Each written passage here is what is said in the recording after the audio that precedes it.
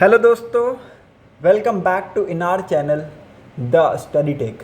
So in this video we are going to discuss the complete Hindu newspaper analysis of 25th of August 2025. 25 अगस्त 2025 के important articles and editorial को discuss करेंगे. अगर आप लोगों को video informative लगता है, वीडियो अच्छा लगता है तो लोगों के साथ इस वीडियो को ज़रूर शेयर कर दीजिएगा.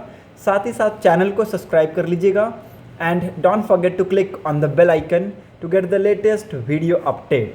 सो let's move to the first page of the newspaper. Discuss करेंगे यहाँ के इम्पॉर्टेंट न्यूज़ आर्टिकल्स को. 98.2% Bihar voters have submitted documents says EC. EC का कहना है, इलेक्शन कमीशन का कहना है कि 98.2% बिहार वोटर्स ने अपने डॉक्यूमेंट सबमिट किए हैं. तो ये इंपॉर्टेंट है, इसको लिख लीजिएगा. Remaining 1.8% have 8 days to submit their document, rectify mistake on draft rules. The poll body says officer will complete verification of eligibility documents by September 25 it added. तो ये इंपॉर्टेंट है, इसको लिख लीजिएगा. जो बाकी बचे हुए 1.8% जो लोग हैं उनके पास कितने दिन का समय है? 8 दिन का समय है अपने डॉक्यूमेंट को सबमिट करने के लिए. जो भी यहाँ पे ड्राफ्ट रोल है उसको यहाँ पे रेक्टिफाई किया जाएगा, उसमें जो भी मिस्टेक्स हैं उनको यहाँ पे सुधारा जाएगा और उसको वापस से 30 सितंबर को पब्लिश किया जाएगा. तो final electoral roll will be publish on 30th of September. इसको लिख लीजिएगा, इंपॉर्टेंट है. From June 24 to August 24, 98.2% of the electors submitted their document.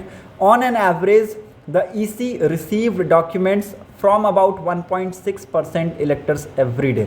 तो हर दिन का 1.6% जो डॉक्यूमेंट है वो EC रिसीव कर रहे थे. ये इंपॉर्टेंट है, इसको लिख लीजिएगा. और इन्होंने कहा है कि इनके पास 8 दिन है. 8 दिन में जो भी डॉक्यूमेंट्स हैं, आधार कार्ड, साथ ही साथ जो 11 डॉक्यूमेंट इसी के द्वारा लिस्ट किए गए हैं उनको लेकर आके या अपने डॉक्यूमेंट को सबमिट करके अपना नाम यहाँ पे डलवा सकते हैं. और final electoral roll will be publish on सितंबर 30. तो इसको लिख लीजिएगा, इंपॉर्टेंट है. होप आप लोगों को यहाँ पे चीज़ें क्लियर हो गई होंगी. मूव करते हैं नेक्स्ट इंपॉर्टेंट न्यूज़ की तरफ. यहाँ पर और कुछ है नहीं, so let's move ahead. Moving on to the 4th page. No cuts in beneficiaries list under food law. Punjab government must clean up data, says centre. The centre on Sunday asserted that it has neither deleted the name of single beneficiaries entitled under the food law in Punjab nor reduced the food grain quota. Centre ने कहा है जो भी पंजाब में food law के अंदर जिनके भी नाम मेंशन किए गए हैं उनका यहाँ पे नाम हटाया नहीं गया है, डिलीट नहीं किया गया है. ना ही जो पंजाब को फूड ग्रेन का कोटा मिलता है उसको रिड्यूस किया गया है. तो ये इंपॉर्टेंट है, इसको लिख लीजिएगा. And asks the state government to clean up its data to ensure only the deserving poor get rations. ठीक है, तो ये इंपॉर्टेंट है. इन्होंने कहा है स्टेट गवर्नमेंट को कि अपने डाटा को क्लीन अप करें और ये इंश्योर करें कि जो पुअर पीपल हैं उनको यहाँ पे राशन मिल रहा है. ओके, तो इसको लिख लीजिएगा. पंजाब चीफ मिनिस्टर भगवंत मान on Saturday has accused the BJP central government of attempting to remove over 8 lakh ration card holders from the state public distribution system, a move that would affect at least 32 lakh people. ठीक है, तो यहाँ पे इन्होंने कहा है कि देखिए पंजाब के जो चीफ मिनिस्टर है भगवंत मान जी, इन्होंने सैटरडे के दिन बीजेपी के ऊपर एक्यूज़ किया कि इन्होंने यहाँ पे लगभग 8 लाख राशन कार्ड होल्डर्स को यहाँ पे रिमूव किया है और जिसकी वजह से लगभग 32 लाख लोगों को यहाँ पे इफेक्ट में आता हुआ देखने को मिलेगा. ठीक है, तो लगभग 32 लाख लोग अभी यहाँ पे इस चीज़ को फेस करेंगे. तो ये इंपॉर्टेंट है, इसको लिख लीजिएगा. मूव करते हैं नेक्स्ट इंपॉर्टेंट न्यूज़ की तरफ. यहाँ पर और कुछ है नहीं, so let's move ahead to the editorial page. पहला एडिटोरियल को ईजिली स्किप कर सकते हैं. दूसरा एडिटोरियल को हमने पिछले कुछ दिनों में पढ़ा है, नरिशमेंट से लेके ये आर्टिकल आया हुआ है. इसको हमने पहले भी डिस्कस कर रखा है और अगर आप लोगों ने मेरा वो वीडियो नहीं देखा है तो मैं आप सभी को डिस्क्रिप्शन बॉक्स में लिंक डाल दूंगा, आप लोग वहाँ से जाके इसको कवर कर सकते हैं. Moving on to the next important news, opinion page पे मूव करते हैं. Indian least concerned about the global economy, PEW survey. देखिए यहाँ पे PEW का सर्वे कंडक्ट करवाया गया. PEW क्या है? Pew research centre. तो ये इंपॉर्टेंट है, इसको लिख लीजिएगा. A 2025 survey by Pew Research Center shows that among the people of 25 countries asked about perceived global threat, Indians were among the least concerned about the condition of world economy and climate change. ठीक है, तो यहाँ पे देखिए ना ही केवल सिर्फ India के डाटा लिए गए हैं बल्कि बहुत सारी कंट्रीज़ के जो डाटा हैं उसको इसके अंदर इंक्लूड किया गया है और ये एक जो रिपोर्ट है इसको कंबाइंड पेव रिसर्च सेंटर के द्वारा रिलीज़ किया गया। तो सबसे पहले आप लोगों को ये लिखना है कि ये जो डाटा है ये किसके द्वारा रिलीज़ किया गया है। पेव रिसर्च सेंटर के द्वारा रिलीज़ किया गया एक सर्वे के द्वारा और ये कब से कब तक हुआ, मार्च 24 से लेके 30 के बीच में हुआ 2025 में। तो इसको लिख लीजिएगा। और यहाँ पे इन्होंने ये भी डाटा रिलीज़ किया है और इन्होंने ये भी बताया है कि 2013 में क्या कहानी था, 2016 में क्या कहानी था, 17 में, 18 में, 20 में और 22 में क्या कहानी था। मतलब कि डाटाज़ को मान लीजिए 2025 का जो डाटाज़ हैं उनको इन ईयर से कंपेयर भी किया गया है। तो ये इंपॉर्टेंट है, इसको लिख लीजिएगा। 2013, 15, 17, 19, 21, 23 और 25। ठीक है, तो आप कंपैरिजन देख सकते हैं, डाटा को कंपेयर किया गया है पेव रिसर्च सेंटर के द्वारा। और इस डाटा में क्या पाया गया कि मोस्ट ऑफ द इंडियंस जो हैं वो यहाँ पे किस चीज़ के ऊपर मानते हैं कि जो यहाँ पे सबसे ज़्यादा डेंजरस हो सकता है, that is terrorism. Okay, terrorism is a very big issue in India और ये 79% लोग यहाँ पे मानते हैं कि terrorism is a very big issue. आप देख सकते हैं इंडिया का इसके अंदर आप आंकड़े देख सकते हैं। 70% लोग ये मानते हैं कि spread of false information online can create a big problem in India.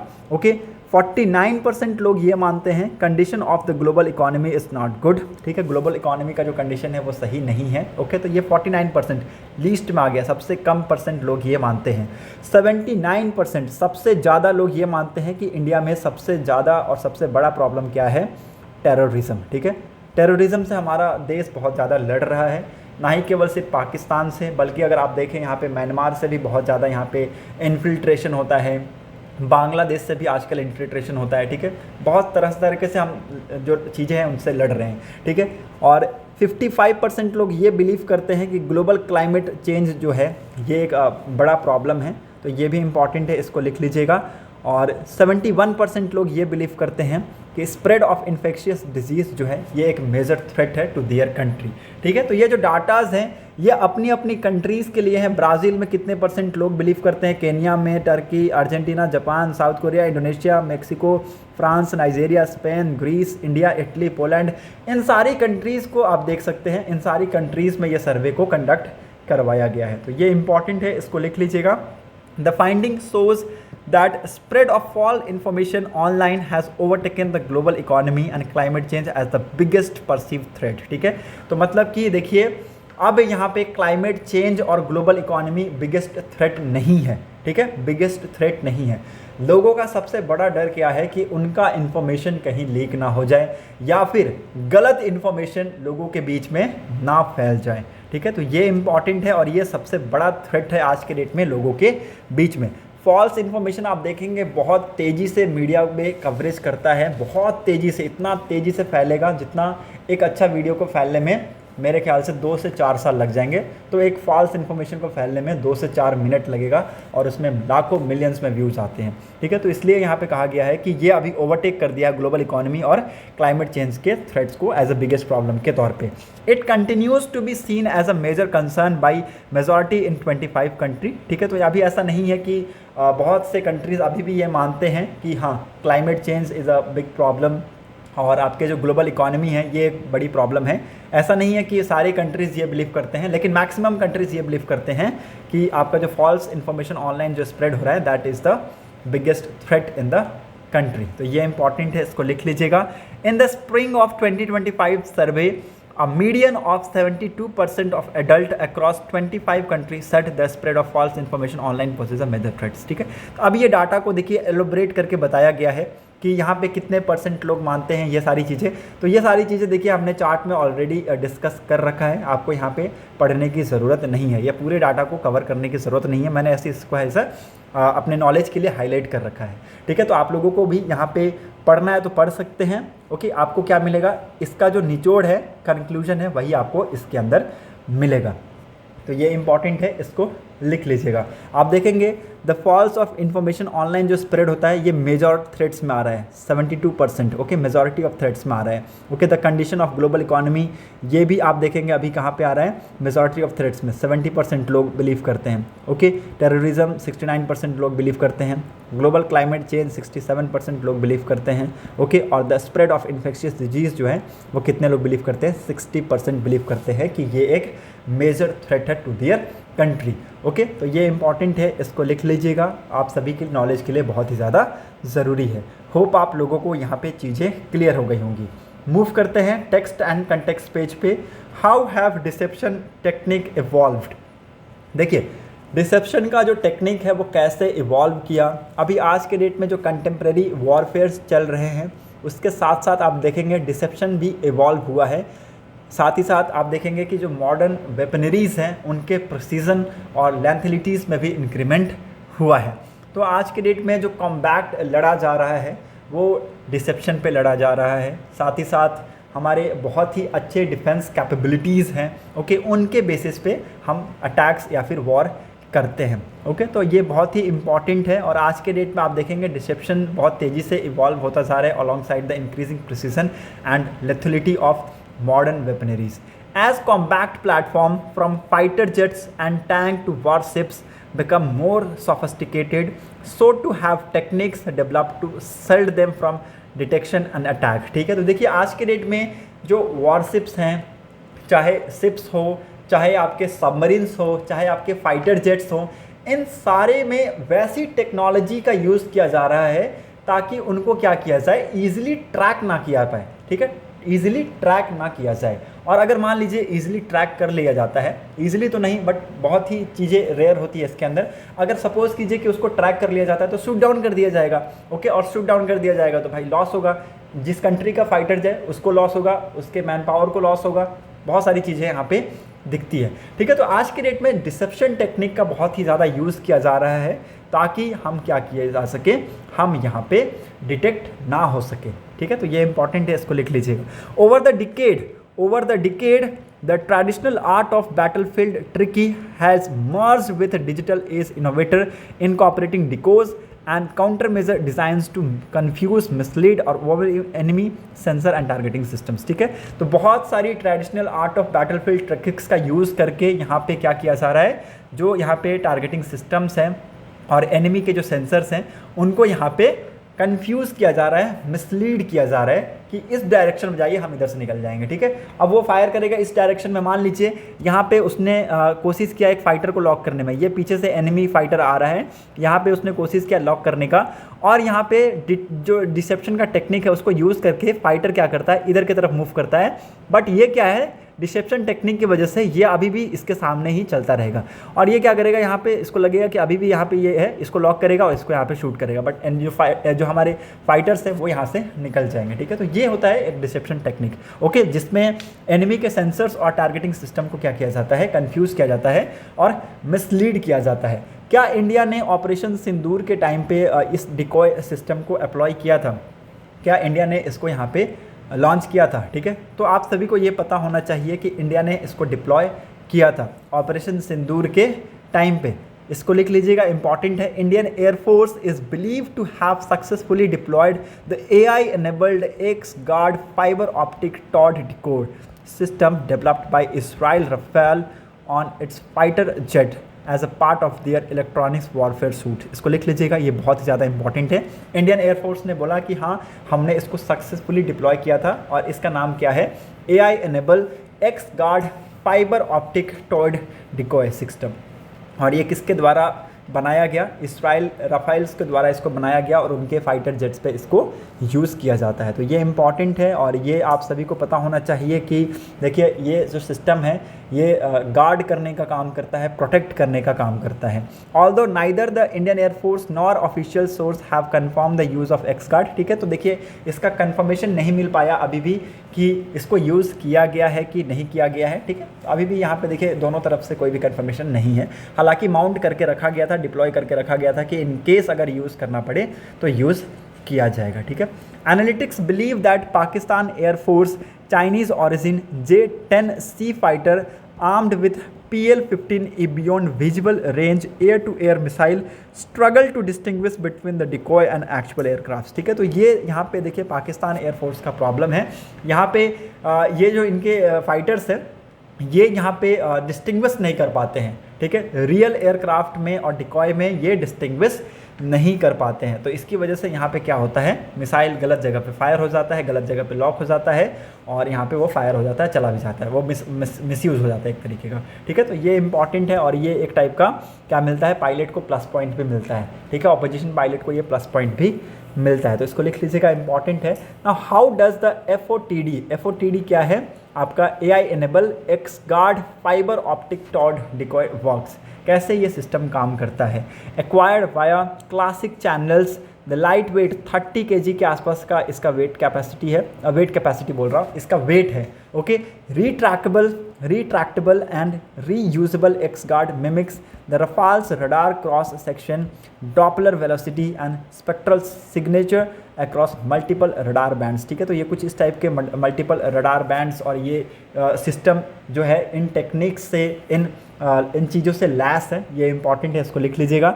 It can also replicate Rafale onboard electronic counter measures. ठीक है, तो ये Rafale onboard electronic counter measures को रेप्लिकेट कर सकता है by creating a convincing illusion for both human operator and tracking systems. ठीक है, तो ये देखिए यहाँ पे रिप्लिकेशन का भी काम कर सकता है बाय क्रिएटिंग अ इल्यूजन, एक टाइप का इल्यूजन क्रिएट करके यहाँ पे ये कन्विंसिंग चीज़ें को यहाँ पे ये कर सकता है। तो रेप्लिकेशन का भी काम करता है, इसको लिख लीजिएगा। और देखिए इससे रेप्लिकेशन का काम करने से क्या मतलब है कि वो जो ह्यूमन ऑपरेटर है और ट्रैकिंग सिस्टम है उन दोनों के बीच में एक टाइप का इल्यूजन बना देगा, जिससे यहाँ पे कन्फ्यूजन क्रिएट हो जाएगा। ठीक है, तो ये एक इम्पॉर्टेंट टर्म है, इसको लिख लीजिएगा। होप आप लोगों को यहाँ पे चीज़ें समझ में आ गई होंगी। जो ग्राउंड फोर्स हैं they too have relied on this system to mislead enemy intelligence, surveillance, reconnaissance assets and divert precision guided weapons। ठीक है, तो देखिए जो ग्राउंड फोर्स हैं वो इस चीज़ का यूज़ करते हैं ताकि जो एनिमी के इंटेलिजेंस है उसको मिसलीड कर सके, सर्विलेंस को मिसलीड कर सके। ओके, और यहाँ पे जो भी प्रिसीजन गाइडेड वेपन्स है उसको डाइवर्ट किया जा सके। Inflatable radar reflective and heating emitting dummy system, stimulating tank, artillery, missile batteries and command post are regularly deployed to bait strikes। ठीक है, तो ये इंपॉर्टेंट है, इसको भी लिख लीजिएगा। होप आप लोगों को यहाँ पे चीज़ें समझ में आ गई होंगी कि कैसे यहाँ पे डिसेप्शन टेक्नोलॉजी है वो इवॉल्व हो रहा है और कैसे यहाँ पे ग्राउंड में इसका यूज़ हो रहा है। Moving on to the next important news, what is the new bill to remove PM, CM and ministers. बहुत ही इंपॉर्टेंट बिल है, इसको यहाँ पे इसका नाम लिख लीजिएगा सबसे पहले 130th कॉन्स्टिट्यूशनल अमेंडमेंट बिल, जिसके तहत एक मिनिस्टर, चाहे वो PM हो, चाहे वो CM हो, चाहे वो MLAs हो, MPs हो, मिनिस्टर हो, गवर्नर हो, उसको रिमूव कर दिया जाएगा अपने पोस्ट से। अब ये सारे जो कंडीशन है, कैसे रिमूव किया जाएगा, क्यों रिमूव किया जाएगा, ये मैंने आप सभी को कल के वीडियो में नहीं सॉरी परसों की वीडियो में मैंने आप सभी को बताया हुआ है कि अगर मान लीजिए वो मिनिस्टर पास्ट एक्टिविटीज़ की वजह से अरेस्ट हुआ या फिर उसके ऊपर 30 दिन का डिटेंशन चला है किसी क्रिमिनल ऑफेंस को लेके, तो उसको क्या किया जाएगा, रिमूव कर दिया जाएगा फ्रॉम हिज पोस्ट। ठीक है, तो इसको लिख लीजिएगा, इंपॉर्टेंट है।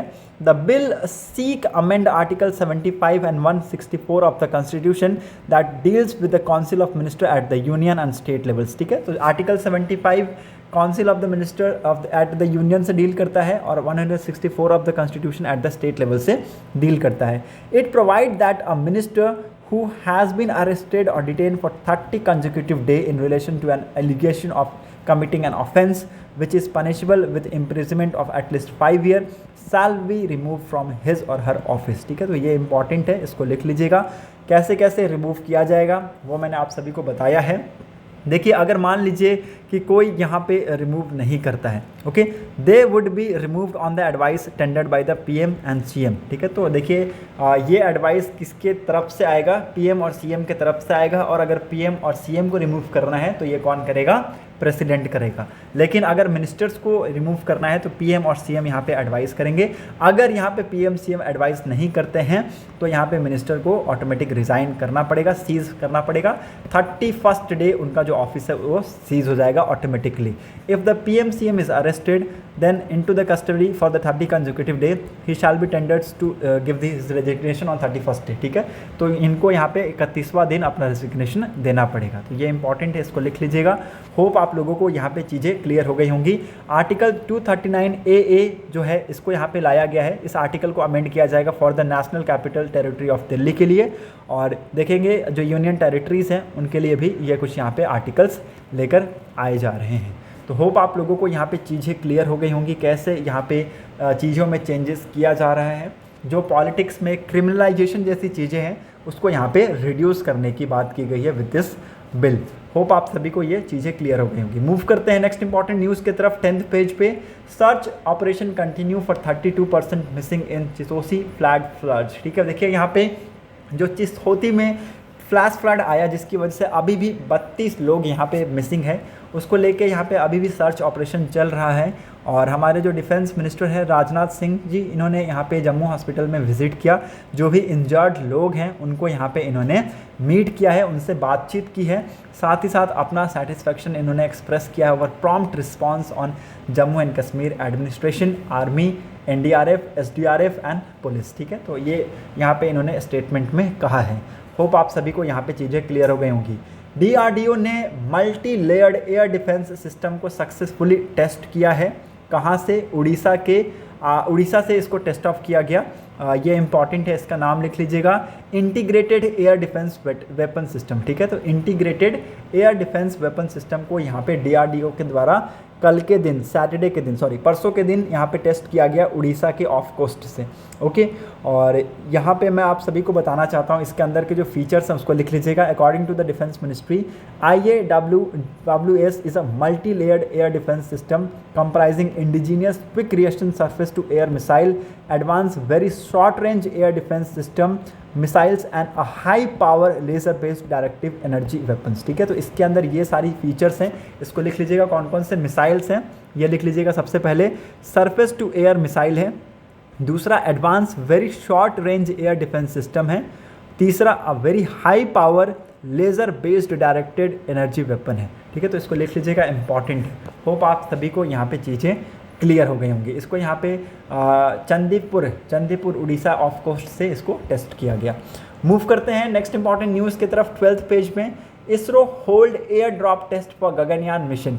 कल के दिन इसरो ने यहाँ पे सक्सेसफुली इस टेस्ट को कैरिड आउट किया, और यहाँ पे देखेंगे आने वाले टाइम में जो गगनयान मिशन है वो यहाँ पे किया जाएगा। उसके लिए यहाँ पे जो डमी क्रू कैप्सूल है उसको यहाँ पे ड्रॉप किया गया। कहाँ से? चिनूक हेलीकॉप्टर से। आप देख सकते हैं पोस्टर में चिनूक हेलीकॉप्टर का यहाँ पे फ़ोटो है, और इसका जो वेट था ये करीब 5 टन के आसपास था। ठीक है, तो डमी क्रू कैप्सूल है जिसका वेट 5 टन है, और इसको किसके द्वारा यहाँ से गिराया गया? चिनूक हेलीकॉप्टर के द्वारा। चिनूक हेलीकॉप्टर के द्वारा इसको ड्रॉप डाउन किया गया, और ये इसलिए ड्रॉप डाउन किया गया ताकि यहाँ पे देखा जा सके कि क्या सही समय पे कैप्सूल से ये जो यहाँ पे आप देखेंगे पैराशूट्स खुल रहे हैं, ये क्या सही समय पे खुल रहे हैं, क्या हमारा जो कैप्सूल है वो सही से ऑफ कोस्ट पे लैंड कर रहा है, वाटर पे लैंड कर रहा है या नहीं। ओके, क्योंकि अभी देखिए हमारे जो पायलट्स हैं वो इसके अंदर जाएंगे तो उनकी सेफ्टी बहुत ही ज़्यादा ज़रूरी है। तो ये इम्पॉर्टेंट है, इसके बारे में आप सभी को पता होना चाहिए।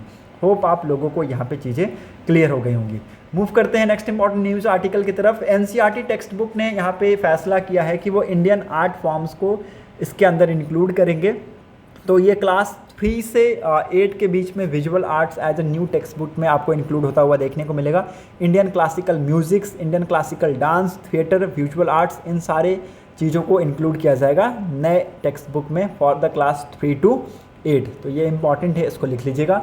Moving on to the next important news, psychology and health care courses can not be offered in distant learning mode says UGC।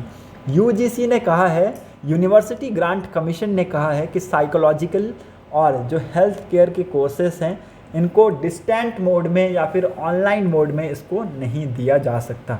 क्योंकि इसके अंदर जो सिलेबस है वो बहुत ज़्यादा वास्ट है। अगर हम इसको ऐसा करते हैं तो हम यहाँ पे लोगों के हेल्थ के साथ खिलवाड़ कर रहे हैं, क्योंकि यहाँ पे उनकी जो पढ़ाई है वही यहाँ पे लोगों की जान बचाती है। ठीक है, तो यहाँ पे डीप लर्निंग को फोकस करते हुए यहाँ पे इन्होंने ये फैसला लिया है और इन्होंने कहा है कि the ban applies to the courses under national commission for allied and health care profession act 2021। इसके तहत यहाँ पे ये लगाया गया है। These include psychology, microbiology, food and nutrition science, biotechnology, clinical nutrition and dietetics. ठीक है, तो इसको लिख लीजिएगा, इंपॉर्टेंट है। Moving on to the next important news, यहाँ पर और कुछ है नहीं, वर्ल्ड सेक्शन में आज कोई इंपॉर्टेंट न्यूज़ है नहीं। So that's set for today's newspaper analysis. अगर आप लोगों को वीडियो इन्फॉर्मेटिव लगी हो तो लोगों के साथ इस वीडियो को ज़रूर शेयर कर दीजिएगा, साथ ही साथ चैनल को सब्सक्राइब कर लीजिएगा and don't forget to click on the bell icon to get the latest video update. Thanks for watching a video. Thank you and have a nice day.